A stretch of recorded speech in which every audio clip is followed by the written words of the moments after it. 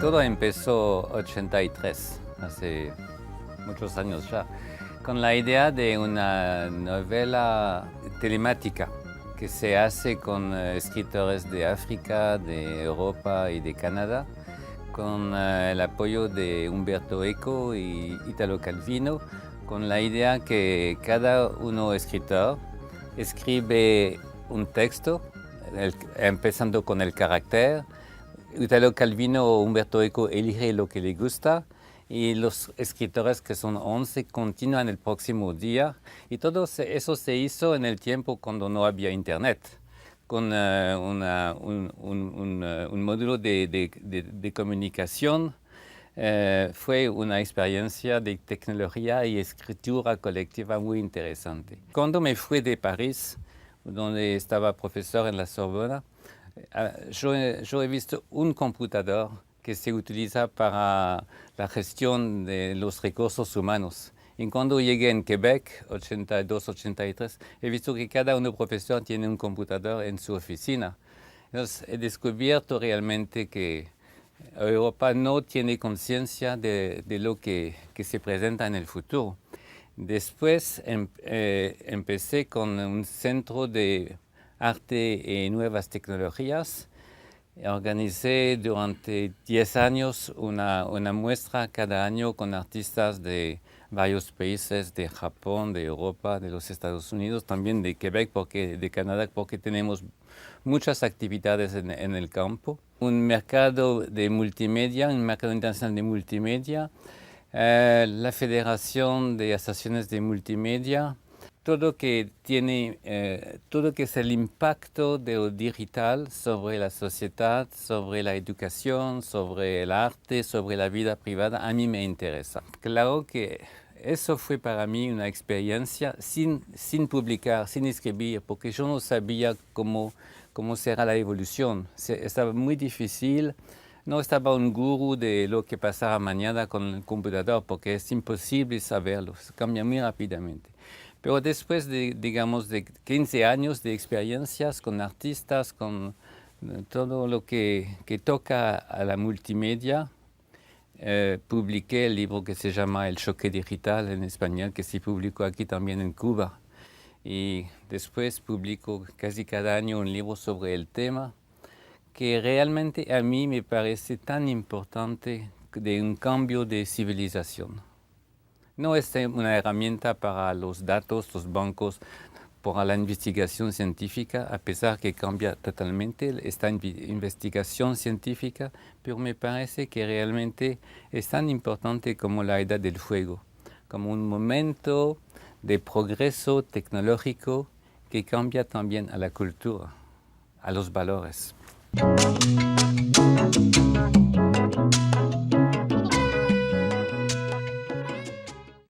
Me gustaría ahora hablar sobre el choque digital. En ese libro usted afirma que la globalización es un espejismo de hombres de negocio a la conquista de los mercados. Y dice otra frase, no es un concepto cultural, aún menos de civilización. ¿Pudiera referirse a esta idea? Bueno, sí, esto da una complejidad, ¿no? Lo más importante de todo para mí, porque yo no tengo las respuestas, pero es evidente que esa tecnología, que es una tecnología básica de un código binario de 0-1, on-off, que parece como un regreso si se compara con la escritura que tenemos. Pero eso es una herramienta para cuestionar la imagen del mundo, para cuestionar nuestros valores. Lo que me interesa es que una tecnología cuestiona el filósofo porque cambia la visión que tenemos del mundo. Claro que todo empezó con falsas ideas, que es una herramienta de los Estados Unidos, de imperio, que va a dar la conquista de todo el mundo, que crea una globalización, que crea mucha comunicación y con dos interpretaciones, claro, la una que es muy importante a nivel económico para el progreso también, y la otra es que es importante para la comunicación privada, pero con la situación real, que hablamos de algo que concerna solamente a, digamos, 15-18% de la población del planeta, ¿no? Porque como se dice, la fractura digital sigue enorme, ¿no? Entonces se usa mucho el vínculo de los gurús en los Estados Unidos entre la idea que el planeta se uniforma, que el sistema de vivir, los valores de América del Norte van a hacer la conquista de todo el planeta. Además que separa la historia, porque es la idea también de Fukuyama que realmente es el fin de la historia, porque el sistema de valores, el American Way of Life, ahora se impone sobre todo como el modelo para todos. Y las tecnologías digitales se presentaban como la herramienta para desarrollarlo de manera muy rápida. En realidad vemos hoy que lo digital es una herramienta de diversidad cultural, que es un apoyo para esa diversidad cultural, al revés de lo que se ha dicho tanto hace 10 años. Pero entonces vemos que una cultura local puede tener acceso a través de la web, ofrecer un acceso muy general, y lo vemos también que hay una afirmación de la identidad cultural que se hace a través de Yo digo algo que es algo como una provocación, es que lo digital es decolonizador. Claro que no se puede dar la prueba hoy, pero vemos que en Bolivia, por ejemplo, se usa la televisión digital, se usa la herramienta digital para producir programas de cadenas de televisión o para producir películas en su propia habla indígena con sus propios valores indígenas.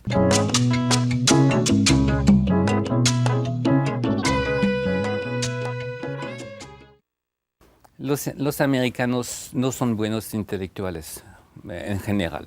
No tienen la tradición, son de tradición anglosaxona, mucho más con pragmatismo, con las utilidades, y siguen con la ingenuidad, con el progreso tecnológico.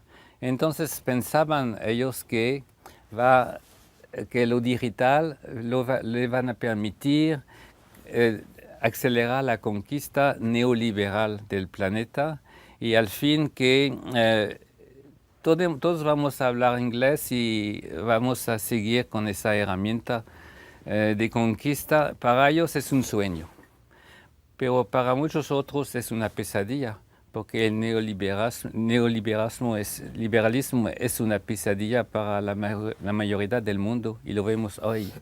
Vamos en un mundo postamericano probablemente, y eso lo vemos con Obama, lo vemos con muchos parámetros. Y entonces para mí la idea es que lo digital permite esa variedad de opciones, de diversidad. Y por ejemplo para Cuba, a mí me parece que lo digital tendría que desarrollarse mucho más en Cuba. Es una herramienta que tiene prioridad de desarrollo humano, político, de justicia, para los derechos humanos, de apoyo humanitario. La belleza de eso es que es una tecnología, digamos, trivial, pero que tiene valor para la humanidad. Un valor de difusión de las ideas, del conocimiento. Claro. Si nosotros pensamos que en Cuba tenemos las ideas más importantes, superiores al nivel político, económico, cultural de la vida cotidiana, entonces hay que usarlo para promover.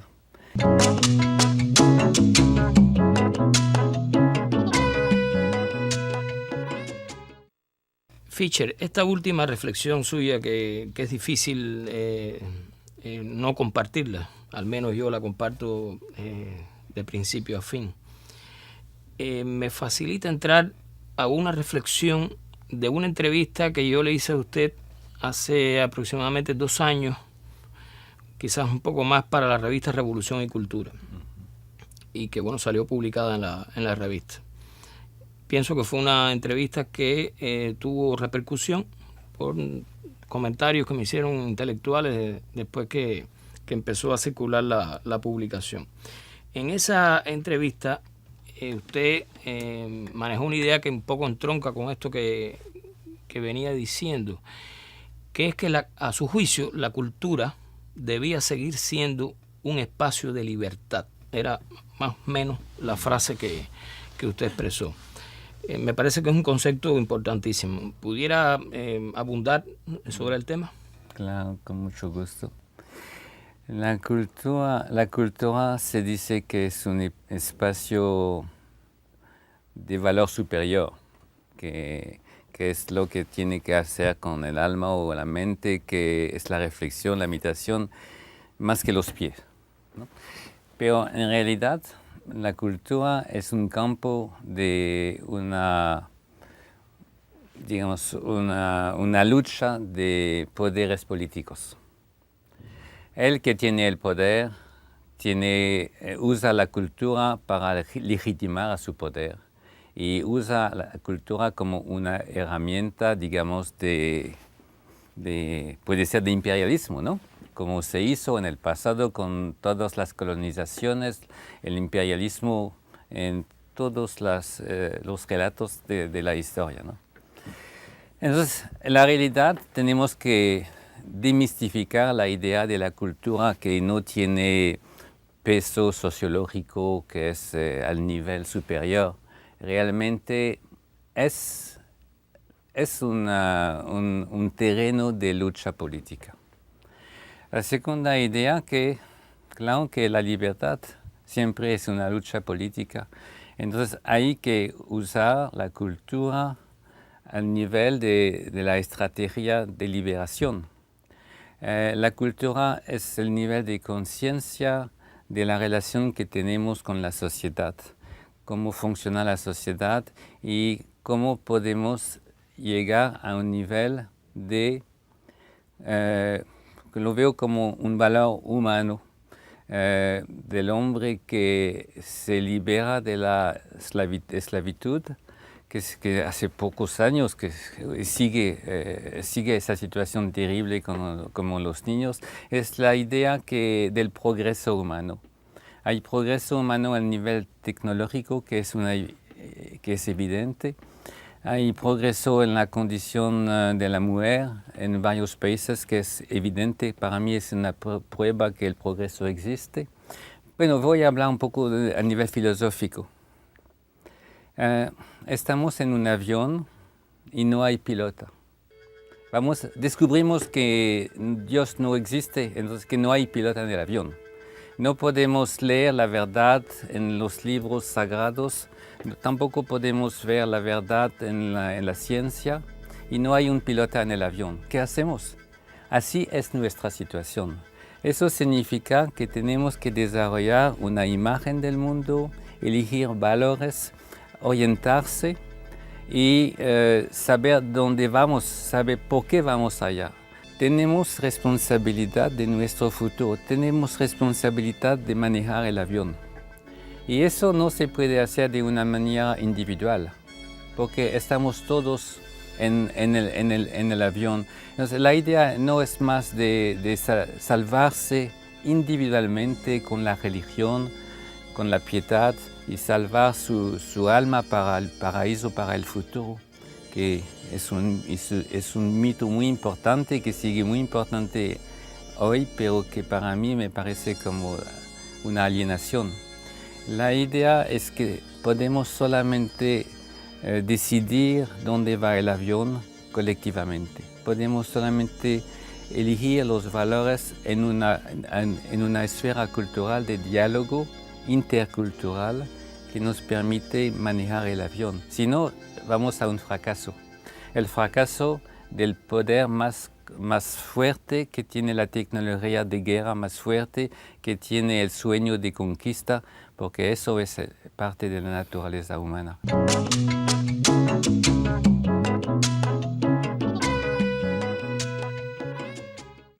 Deduzco de lo que dice que de lo que se trata es de armonizar la vida dentro de ese avión, entre los pasajeros, etc.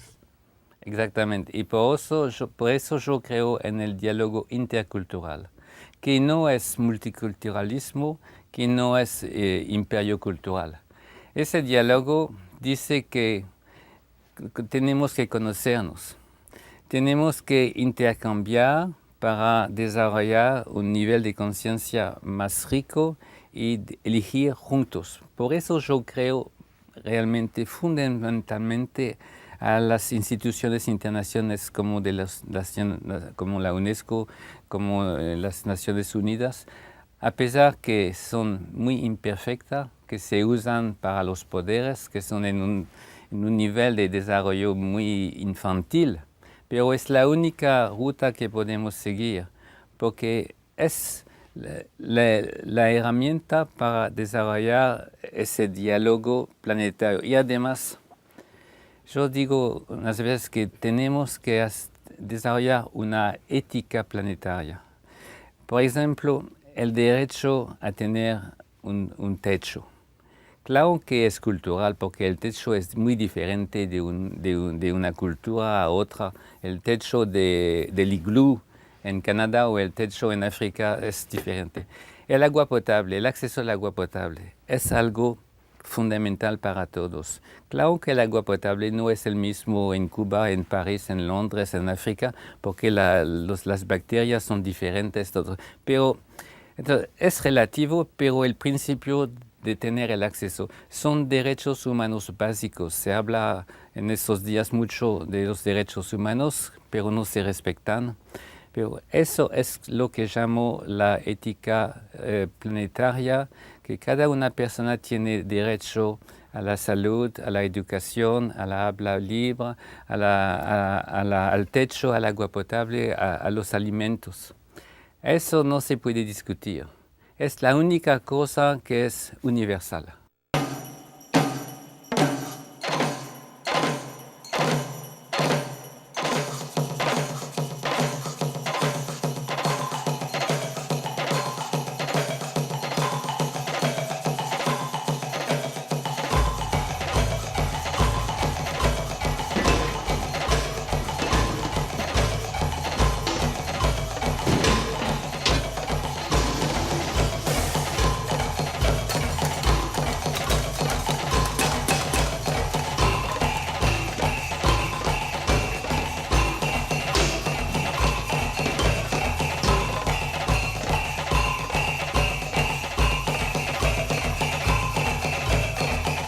Sino el universalismo siempre significa un imperialismo, ¿no? Como de la Iglesia Católica o como de los americanos. La única cosa que es el rock fundamental de una cultura, que es el respeto fundamental a todos en este planeta, que es un avión, pequeño avión frágil, es el respeto a los derechos básicos. Y si ya logramos eso, es un cambio total de la evolución humana. Sería un cambio antropológico fundamental. Claro que muchos dicen que es falta de realismo, de tener el sueño de eso. Pero ese realismo yo no lo acepto. Estamos en una situación débil, pero no hay otra opción que la ética planetaria. Y paso a paso vamos a caminar. Yo creo en el progreso humano. Tengo mucha ingenuidad, pero yo creo en el progreso humano. La idea de la Revolución Francesa, del siglo de las ¿cómo se dice? De las luces. Yo sigo con la idea. La razón que no se logra fácilmente no es una buena razón para no seguir.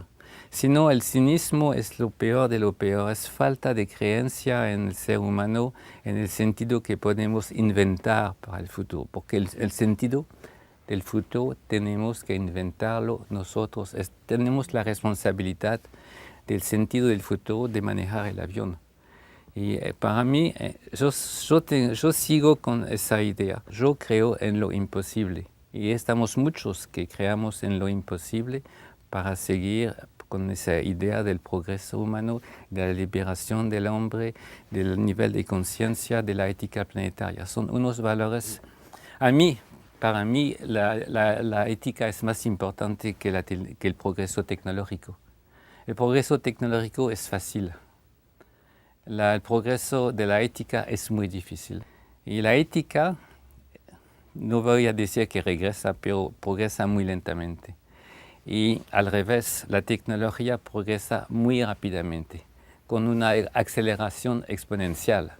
Y estamos en el momento cuando nuestra ética no progresa apenas y el progreso tecnológico instrumental progresa verticalmente y la diferencia de nivel es el peligro que encontramos en nuestra evolución, que la tecnología se cambia más rápidamente que nuestra conciencia, que nuestra cultura, que nuestra sabiduría, y que vamos a un fracaso si no hay un cambio rápido, casi antropológico de nuestra ética.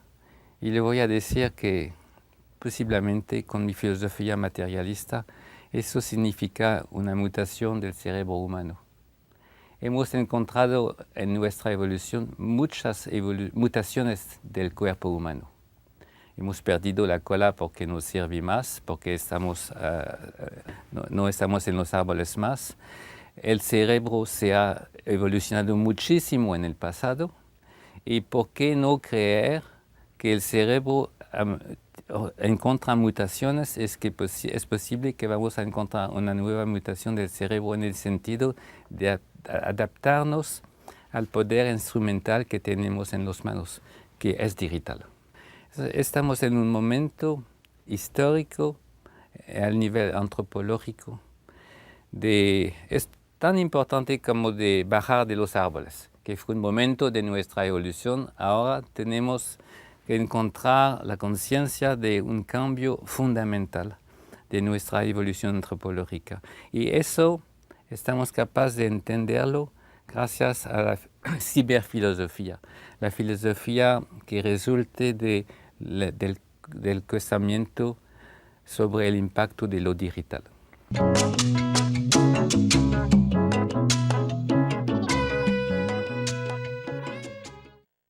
Fischer, en el libro La decadencia del imperio hollywoodense, que usted ha presentado en la 30ª edición del Festival Internacional del Nuevo Cine Latinoamericano aquí en La Habana, usted habla de que las tecnologías digitales pudiesen ser como una especie de inicio del fin de ese imperio.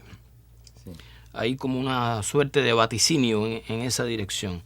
¿Pudiera abundar sobre esta idea? Sí. Primero hay que tener conciencia que Hollywood funciona como un imperio. Se ha construido en un siglo de manera muy eficiente para controlar el planeta como un mercado doméstico para la industria cinematográfica que se llaman los 7 mayores de Hollywood. Y resulta que ahora producen una industria que es la segunda industria de exportación de los Estados Unidos, después de la industria aeronáutica, que resulta que con 15% de las películas que producen reciben 90% de la ganancia de la industria cinematográfica del planeta y controlan de 35 hasta 98% de lo que se puede ver en las salas de cine en varios países. En Canadá inglés digo, controlan 98% de las muestras de cine. Entonces, es casi imposible para los directores canadienses y ingleses de producir películas, porque si no tienes acceso a una red de distribución, no tienes la ganancia de la inversión y no puedes producir la próxima película. Así lo controlan. La controlan con una cosa muy extraña, que es la rueda de 35 milímetros. Entonces, controlan la producción y controlan la distribución, controlan los contenidos y los tubos. Es que esa rueda, que es arcaica y que es muy mal para la calidad de la mostración, porque se daña muy rápidamente con todo tipo de defectos. Es una película muy sensible. Es demasiado sensible. Y al revés, un máster digital se queda con la calidad del máster para años y se puede reproducir. El costo de reproducción es casi nada. Ahora, para controlar su mercado, Hollywood tiene que producir de 5.000 a 20.000 copias de 35 milímetros para mandarlas en todo el mundo, para limitar el pirataje, porque controlan el mundo. Es un presupuesto enorme. Al mismo tiempo se desarrolla lo digital, no solamente para la captación de la cámara digital, no solamente para la edición, la postproducción, porque todo eso es digital ahora, pero sin que al fin se transfiera en una rueda de 35 milímetros que se queda con un soporte digital, un DVD o un disco duro. En un disco duro de ese tamaño, como una caseta 7 del pasado, se puede contener el programa de un festival como el Festival de Nuevo Cine Latinoamericano de La Habana. Todos los largometrajes.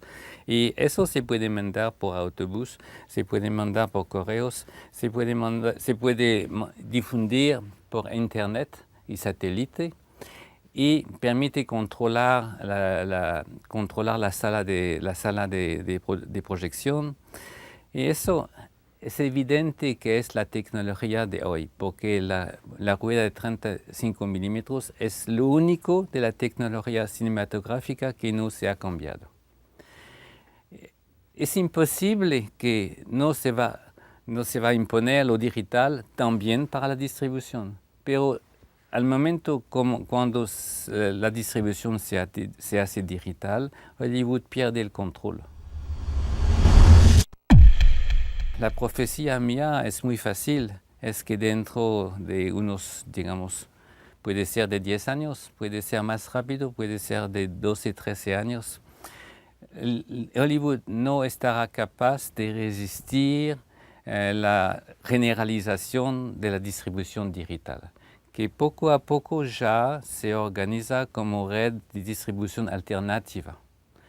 Es muy importante porque escapar del control de la industria cinematográfica de Hollywood va a permitir que renacen salas de cine en pequeños barrios, en pequeñas ciudades, donde no hay más salas de teatro y no hay tampoco un multiplex de Hollywood. Permite que va a renacer un cine comprometido, un cine nacional, un cine que tiene relación con la cultura y la identidad de cada uno país. El derecho a la diversidad cultural de la producción de cine, que cada uno país puede ver la producción de sus propios directores. A mí me parece importante, y eso el imperio de Hollywood le ha borrado. No hay más cine nacional en muchos países ingleses como Australia, como la Inglaterra, también en Italia, que tiene una tradición increíble de cine, se ha limitado muchísimo la producción. Entonces, para mí, de nuevo, lo que es un paradojo de la tecnología es que un código binario de casi nada va a permitir de nuevo que el cine como arte, no como industria de los carros o del Pepsi Cola, no como una coca colonización, al revés. Lo digital va a permitir que renace el cine como arte. Es un momento como el tiempo de Méliès, cuando Méliès se fue en mercados para enseñar películas, que ya se puede hacer eso en un mercado, en una plaza pública, con un DVD, y se va a hacer más y más. Entonces es un momento histórico de la historia del cine que es el fin del imperio de Hollywood y de nuevo la producción del cine como linterna mágica, como fantasía, imaginación y con acceso popular. Para mí de nuevo se ve que una tecnología tiene un impacto enorme sobre la cultura. Y por eso es evidente que al revés del estereotipo que dice que el humanismo es al contrario de la tecnología. No, la tecnología es parte del humanismo, en lo bueno, en lo malo, porque el humanismo tiene el bueno y el malo. Entonces, así para mí, la decadencia del imperio hollywoodense es como un ejemplo del choque digital, del impacto enorme que puede tener lo digital con la esperanza que va a permitir una creatividad cultural muy importante que esperamos. Porque a mí realmente, para mí es una pesadilla que no puedo ver los filmes del pasado, porque no se producen sino en las cinematecas, que no puedo ver la producción de directores de varios países, que no hay cine en tantos países, o que Hollywood compra los directores, los mejores directores, y le cambia para que hacen algo como una industria de carros, ¿no? Con módulos industriales de que cada uno tiene su receta de marketing para hacer dinero. Es una pesadilla. Bueno, te agradezco, Fisher, estas reflexiones que indudablemente son fruto de todas tus investigaciones, de los libros y de tu constante peregrinar por el mundo físico y el mundo de las ideas. Yo creo que son planteamientos muy importantes, muy interesantes en este minuto en que estas cuestiones se discuten en el mundo entero, en la academia, en el mundo de las ideas. Y yo pienso que va a ser muy interesante difundir todo eso que tú nos has planteado en el día de hoy. Muchas gracias.